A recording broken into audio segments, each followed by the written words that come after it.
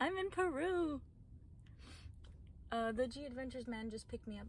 He was very nice. He carried my bag and everything. It's like really gray outside. But it's really hot, so I don't know why I'm wearing this. But yeah, so now we're gonna go to the hotel once the second girl he's picking up arrives. And then I'm gonna shower, and then I'm gonna eat. So this is essentially where I stopped vlogging and realized that I'm really bad at recording myself.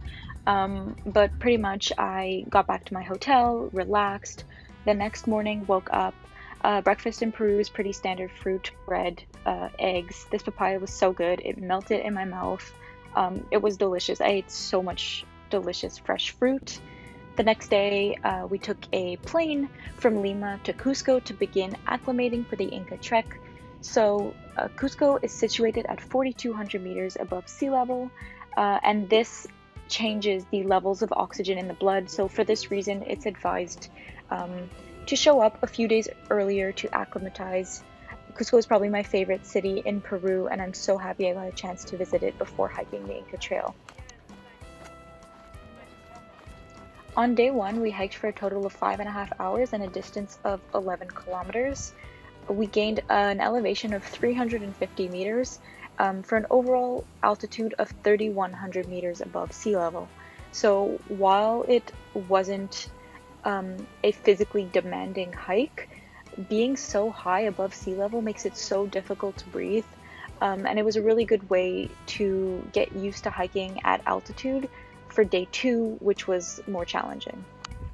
On day two, we hiked for 7 hours and a distance of 13 kilometers. And a really good portion of the day was spent hiking uphill through the cloud forest, which was, in my opinion, the most beautiful part of the 4-day hike.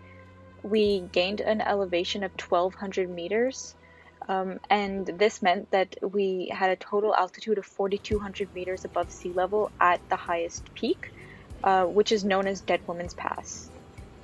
Day two was spent hiking entirely at our leisure, so we got to hike when we wanted and take breaks when we wanted, which was really nice. The scenery was beautiful. Here we can see that once we reached Dead Woman's Pass, it's not as lush as it was in the cloud forest. It's very arid, it's dry, there's nothing growing. We're so high above sea level that we could see snow on the mountains at the peaks. And here it got really cold, so whereas a couple minutes before we were in t-shirts and wearing sunscreen, here we started putting on layers and gloves. It started getting really frisky. On day three, we hiked for 9 hours, which was our longest day, and we also hiked the furthest in terms of distance. We hiked a distance of 16 kilometers. It was mostly spent declining. We declined a total of 400 meters for a final altitude of 2,500 meters at the end of the day.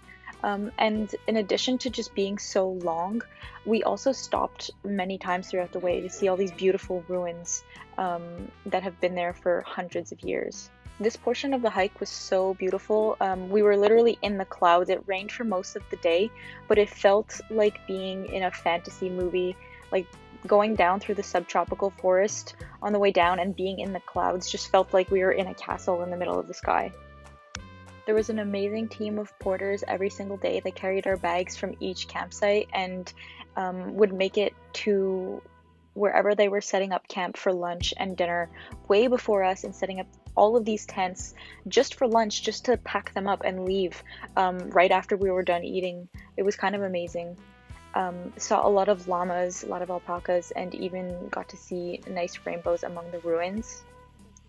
Day 4 was the last day of the hike and also the earliest. We woke up at 3:30 a.m. to start getting ready for the day and hiked 7 kilometers in 3 hours to make it to Machu Picchu. We got to witness a beautiful pink, purple, and orange sunrise over the Andes Mountains, which has to be one of the best moments and memories that I made on the trip. Then we finally got our first peak at Machu Picchu and the Incan site, and we were so lucky to make it there without any clouds hiding the site and hiding our view. We also made more llama friends and more alpaca friends. They're all over the site, but they are not native to the site. They were brought there. After touring for a few hours and learning all about the history um, of the ruins and what the site was used for, we took a bus back to Aguascaliente, and then from there we took a train back to Ollantaytambo.